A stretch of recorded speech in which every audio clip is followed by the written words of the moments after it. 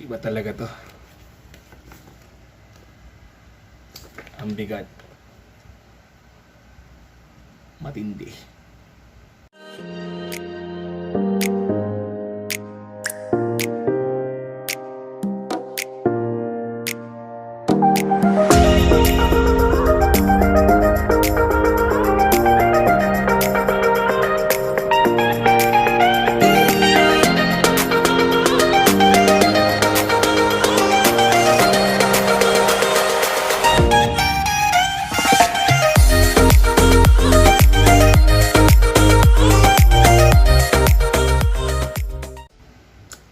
Hey guys, what's up? Good morning, good day everyone. And my name is Mark and I'm your ultimate Philly boy. Yes. And this is it. This is my reaction video to one of the masterpiece that was just released back in 2018 from none other than Berlin, Manalaysay. So I have the Galactic ending from Combatron. So yun, just to give you more information about dito sa Combatron. Sa Combatron, nag-run siya sa Funny Comics for quite some time. And isa to sa mga sinundan ng mga kabataan, especially mga batang 90s. If you remember Funny Comics, andito rin yung mga segment na andito sila Eklok, sila Planet of the Apes, sila Star Kid, sila sino ba yung mga nandun? Madami. TIP9 na sabi ko na. Tomas and Colas. Sino ba? Basta ano to? Collaboration to ng mga Filipino artists, no? And napakahaba ng series ng Combatron. Isa siya sa mga inaabangan I think it's every Friday or every Monday na nare-release. Or every other day. Totally forgot kung kailan siya nare-release. Pero naalala ko dati nung nakatira kami sa Caloocan dyan, Caloocan City. Uso pa na yung nagpapadeliver ng dyaryo. Diba? So when my dad was ordering Manila Bulletin on a daily basis, parang bukod sa may panorama ka, parang may bundle din na kung gusto mo ng Funny Comics, pwede, meron na extra charge. Okay, I think Funny Comics was around 8 pesos at that time, 8-10 pesos hanggang sa naabot ako parang 20 pesos yata, 16 pesos. Totally forgot. At anyway, I think this video will focus on our reaction on the Galactic ending. Bakit siya tinawag na Galactic ending? Kasi naputol siya sa Funny Comics, I think last 1998. And nasundan lang to ni Berlin Manalaysay with a separate comic book or independent comic book from Funny Comics itself. So gumawa siya ng talagang Galactic ending para kay Combatron lang specifically, which was released 2018. So it was broken into 2 chapters. The first chapter was for 2018, and after a year it was the Galactic ending, yung finale. So again, if you're new to my channel, please hit the subscribe button. And if you have any comments, feel free to leave it, share it sa inyong social media. Thank you very much for supporting my channel. And this is a disclaimer lang, we won't be discussing every pages of the said comic book. We're just gonna be highlighting a few. At ano yung mga surprises sa mga chapters ito. And of course, there's still stocks for dun sa mga gustong humabol for these comics. So you can buy them from Geek Freaks, you can buy them from Lazada, you can directly PM Berlin Manalaysay on how to go about it, or you can PM me na rin. I can help you, I can assist you. Okay? So without any further ado, let's start and check our Galactic ending comics. Alright, so let's start na buksan ang ating dalawang parts ng Galactic ending ng ating Sir Berlin Manalaysay. So again, we will start with the first comic book, no? So this was released back in 2018. So just want to share with you as well. And meron tayong signature galing kay Berlin Manalaysay. So I think napakalaking karangalan na you're able to have this opportunity to get this kind of experience. Yung sinusundan natin nung kabataan natin during grade school days. You actually met kung sino yung gumawa nito. And just like what I said earlier, 1998 to nung nawala sa Funny Comics. And 2018 nung ginawa na ng first part yung Galactic ending. So the book started with Combatron floating in space. Pretty much ito yung nangyari yata nung last time sa Funny Comics. To be honest, napakahirap hanapin yung last part ng event nito prior to the Galactic ending. And if you wanna check the complete set of Funny Comics chapters, you can actually search Project Combatron, and you can see their blog page. They have the full collection. Anyway, for the first part, so ayan, palutang-lutang nga si Combatron sa space. You would see in this particular chapter that the struggle between the battle between Megadeth and also Combatron's gang. So andito yung mga characters natin. So you would see Dobbernot still nandito. Andito yung kamukha ni Metallica, 'di ba? Na tapos andito rin si PSI Storm. So first part nung is introduce yung mga characters natin, no, ng last part. So yan si Mecha Babe. They have their own set of battle scenes on this side. So I think ang reaction ko lang siguro on this particular first release or first comic book is binigyan ni Berlin ng malupit na action, and also very satisfying graphics, very satisfying action scenes. Yung mga nabitin ng mga kabataan ng mga panahon ng 1990s onwards. Mas advanced yung coloring syempre since 2020 na ngayon, mas advanced na yung coloring. Like sa Funny Comics before, kung naalala niyo, if you're gonna see this on other pages, very simple lang yung pagkaka-color. Though maganda pa rin, pero syempre iba pa rin yung gawang 2018 onwards. Okay. So again, for the first part, it tackled a lot of things, especially Combatron facing Megadeth, and also dito nagkahiwalay sila Death Metal at si Combatron. So Death Metal was sucked into a different dimension. Napunta siya dun sa dimension ng mga patay na robot. So nahatak siya doon, which is one thing na binigyan ng mas magandang side story yung kay Death Metal. Now for the other characters, tulong-tulong, which is very good. It promotes unity. And dito you would definitely know Megadeth. Ano yung naging mission niya, ano yung true goal niya. Ngayon ko lang nalaman talaga na si Berlin Manalaysay pala ay isa sa spoiler. Nakakatuwa yung mga tao dito, yung mga anong term yun? Lost for words. Nakakatuwa yung mga scripting dito. Ang galing. Wala akong masabi. Nga pala, dito nyo rin pala makikita si Abaddon ulit for the last time. So for those na hindi nakakilala kay Abaddon, siya yung unang-unang main na kalaban ni Combatron during the early stages. Siya yung naging reason kung bakit meron death metal. Okay? So si death metal ay dating si Alchitran, na si Alchitran was planning to take over yung place ni Abaddon bilang leader ng opposing side na gusto mag-invade sa Earth or kay Combatron. Unfortunately, he's not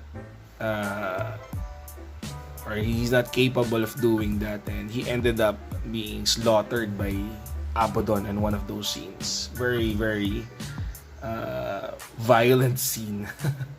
And then Alchitran floated sa universe, and then dun siya nakabangga ng comet.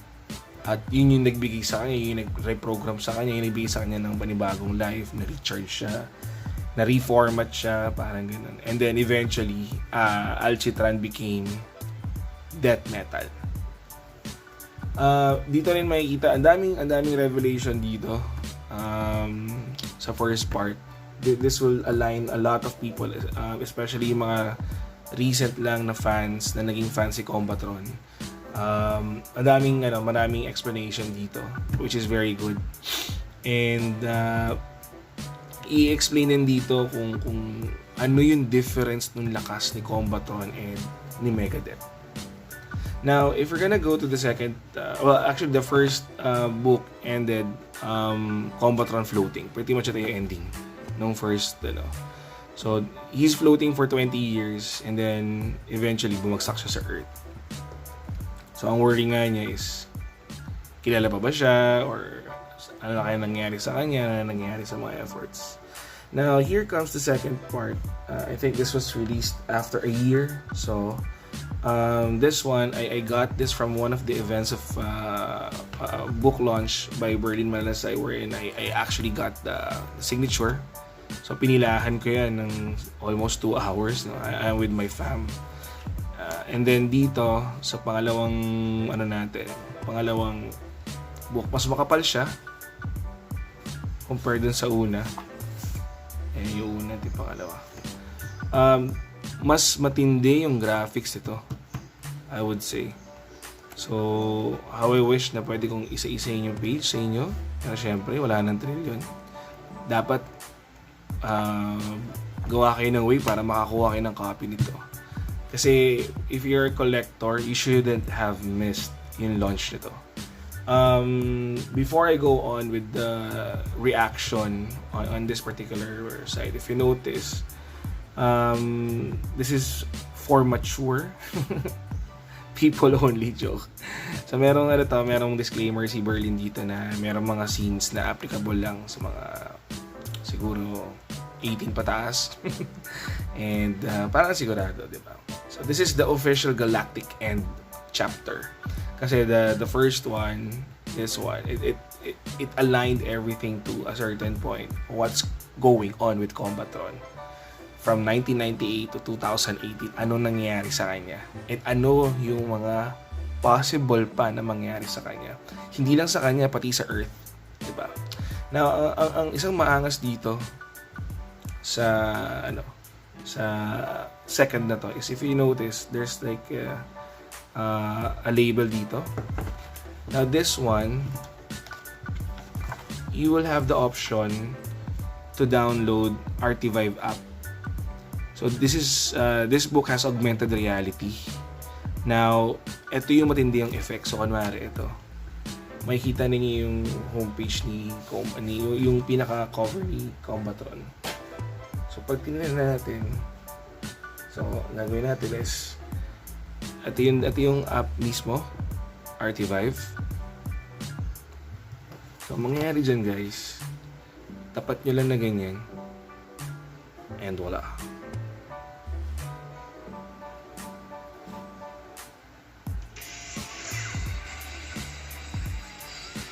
Diba? May effects na ganyan. Diba? So, ganyan siya. Pero pag ginamitan mo siya ng RT5 app, maglo-load yan.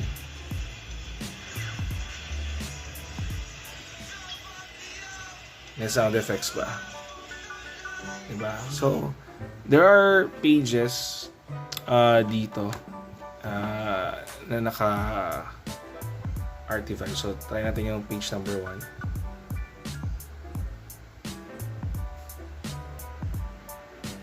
So, if you notice yung buong page, para may buhay. Diba? So, it's a continuous loop. May effects. Diba? Again, ito siya. Ayan yung pinaka page. Diba? Yan, again, pag tinapatan mo siya na ganyan. At pag naka-load ng dati yung RT5 mo, na-scan na yan dati, automatic, maglo-load na siya. So, isa to sa mga matitinding features na nakita ko dun sa second chapter. Kaya, sulit. Hindi siya mura, definitely. Hindi siya mura. But again, if you're a collector, you wouldn't mind the price kasi you only live once.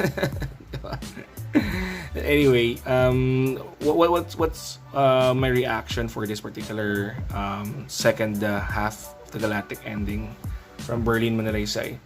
Nakakatuwa na yung ending na ginawa niya is mapapaisip ka. Of course, I can't spoil it here, no? Pero you would see a lot of people, a lot of characters, previous characters, aside from Abaddon from the first one, na bumabalik dito sa chapter 2 natin. And dito nyo marireveal yung bagong armor ni Combatron. Grabe, medyo nakakilabot nung nakita natin yung armor ni Combatron. How I wish na gusto kong ipakita yun. Siyempre, pag pinakita ko lang ng thrill. Pero mas maganda kung makita nyo sa sarili ninyong copy yun. So anyway, this video naman is about reaction, no? So we were not gonna do a page by page entry, but again, just wanna let you know na the ending that Berlin did for this particular chapter is paisip ka eh. Napakaganda ng in terms of graphics, mas matindi to versus doon sa first one. And there are also surprise characters on this particular chapter. And I think one thing that this chapter was promoting at the end of the day was really unity and sacrifice, na dapat lahat tayo merong kanya-kanyang part na ginagawa, 'di ba? And hindi kaya ng isang tao, kundi it's an effort from each and every one. So I think for this particular one, matindi siya. So sana kung wala ka pang copy, pwede ka pang kumuha ng copy. Available pa siya sa Lazada, sa Geeks and Friends. Pwede niyo i-drop by kung saan. You can even message Berlin Manalaysay in Facebook, in his messenger. So masagot yan, idol ko yan. And yeah, I mean, it's a very nice experience meeting Berlin sa Glorieta nung launch nito. Sayang hindi lang ako nakapunta dun sa book fair niya dito sa pangalawa. Hindi wala akong nakuha na signature man lang sa kanya. Sayang talaga. Sobrang gipit sa work nun eh. Talagang hindi tumugma yung schedule ko. But anyway, so I think ito yung official na ending natin. How it was ended, parang napanganga ako eh. Nung nabasa ko yung ending. Iba yung ending na ginawa dito. Someone that's not gonna be expected from the norms, and mapapaisip ka eh. Parang mapapaisip ka dun sa mga content na sinasabi nila. And I think this is something na a must try kahit na matagal na siya na-release. So if you're iba yung may hawak kang copy, yung talaga ito hawak siya, iba yung feeling eh. Kaysa babasahin mo lang siya, i-research mo yung sa mga nag-scan, sa mga nag-upload. Iba if you have your own copy. Kaya nga nung binili ko to, talagang nakatabi lang siya. Pagkat maaari, hindi ko siya nilulukot. Pagkat maaari, maayos siya naka-hardbound. Meron siyang parang case. Importante yun, guys. Kaya so again, I think that's it for the quick review for this particular one. I think isang takeaway ko dito is parang nawala na yung beaten from the past 20 years. Kung ano nangyari sa kanya kay Combatron and how it was ended with a modern touch. Not to mention the storyline, not to mention the scripting, but also yung graphics yung pagkakagawa, yung coloring, iba. Pinaghirapan talaga. And for those people that are collecting these kind of stuff, please go ahead and reach out to Berlin Manalaysay, and also you can find this in Lazada, you can find this in Dito Friends. I forgot the other one, sorry Berlin. Pwede pa to. So it's still a good stuff. And hopefully you enjoy this video. If you haven't subscribed yet, please subscribe to my channel and hit the like button. Let me know your comments doon sa ating comment section. Nakarelate ba kayo?